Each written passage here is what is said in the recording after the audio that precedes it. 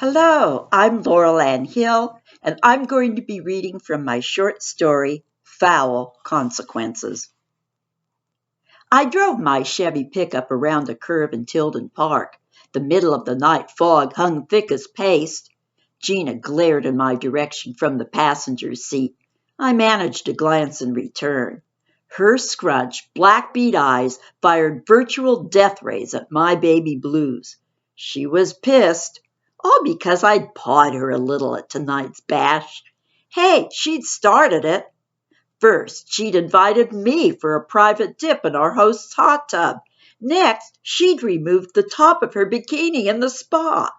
I'm talking about the same gal who believed dancing was only for married couples. What crazy part of the world did Gina call home? At least she didn't know I'd snapped a revealing shot of her amazing body when she'd closed her eyes and taken a slow, deep breath. If I couldn't touch, I damn well wanted to remember the looking part for a long time. A car approached from the opposite direction on the two-lane road, the first vehicle I'd seen since entering the park. The idiot drove with his brights full blast. In this soup? Like, get real? Ricocheting beams forced my eyeballs to veer right.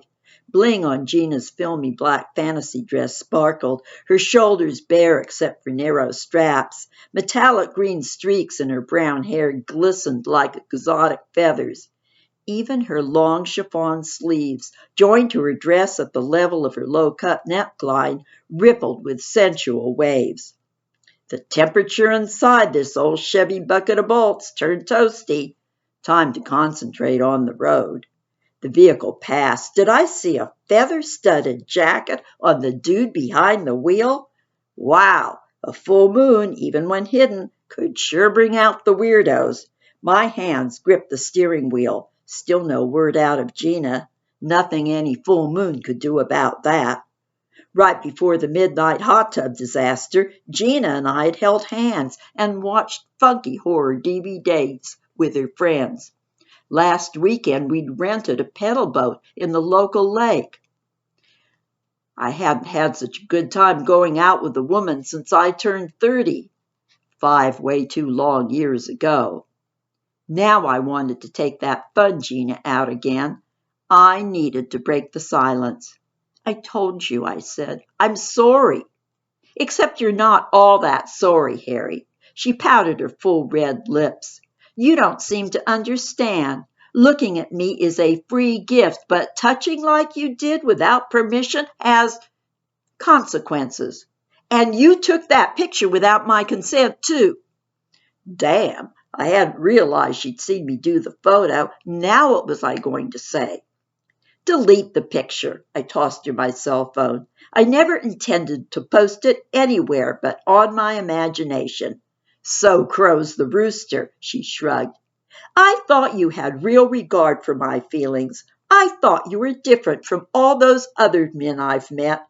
I liked you well enough to trust you some, to show you part of the real me, and you let me down. Whoa, I had messed up big time. My brain shipped warmth to my face. How could I turn liked back into like? I promise, I said, not to act so clueless again. There's no return, she said, once you step off the path of acceptable behavior. Besides, if you were a woman, wouldn't you want men to treat you with respect? Please, I leaned back in my seat. My leather jacket squeaked. Give me another chance. Gina let out a lengthy sigh. She sounded more frustrated than forgiving. My stomach knotted and my shoulders sagged.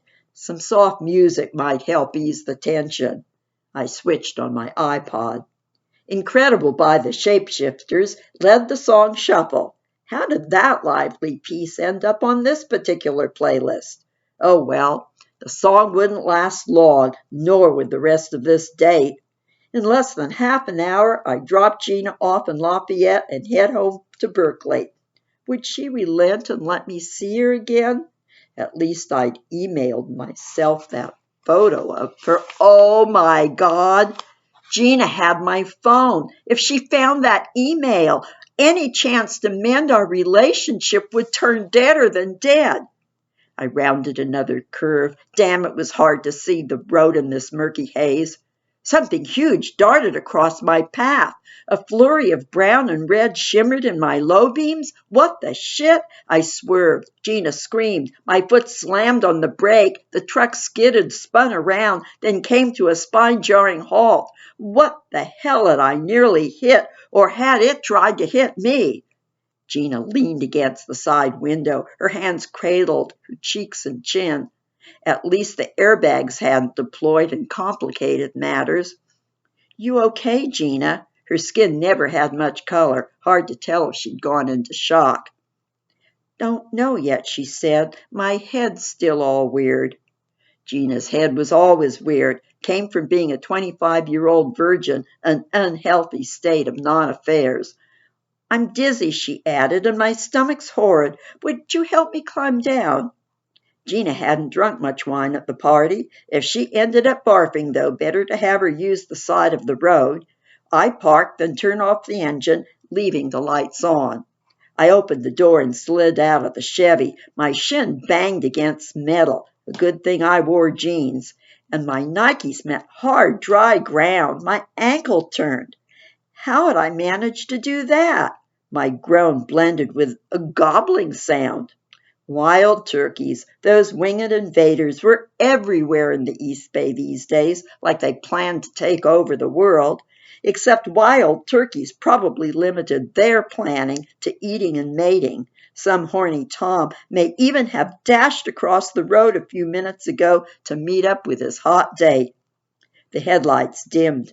My sick car battery turned sicker. I grabbed a halogen spotlight from behind the seat, then reached in and turned off the truck's lights. Are you all right in the dark? I said to Gina, who remained slumped against the passenger door. I guess so, she replied. Harry? Yes. Did you ever wish, she burped and hand-cranked the window down a couple inches, that you could change what you are? Or stop the inevitable? Yeah, I replied. Where was this line of conversation going? Me too, she said, her voice soft. The turkey sounds came from multiple directions. The guys gobbling, the gals yelping and cackling. Wait a minute, I used to watch the Nature Channel. These birds weren't night prowlers. They ought to be asleep in the trees. I pushed the lights on button and checked out the fog-cloaked surroundings. Pines, eucalyptus, other trees and bushes. Not a turkey in sight. The gobbling grew louder. Super creepy. I limped around the front of my vehicle and navigated to the passenger's side door. I heard a soft thunk. Gina had pushed down the locks on her side and mine. Hey, I said, open up. I wish I could. She clutched my cell phone in one hand and her switched-on keychain flashlight in the other. I grasped the door handle and shined the halogen lamp into the truck. Her dark eyes sparkled.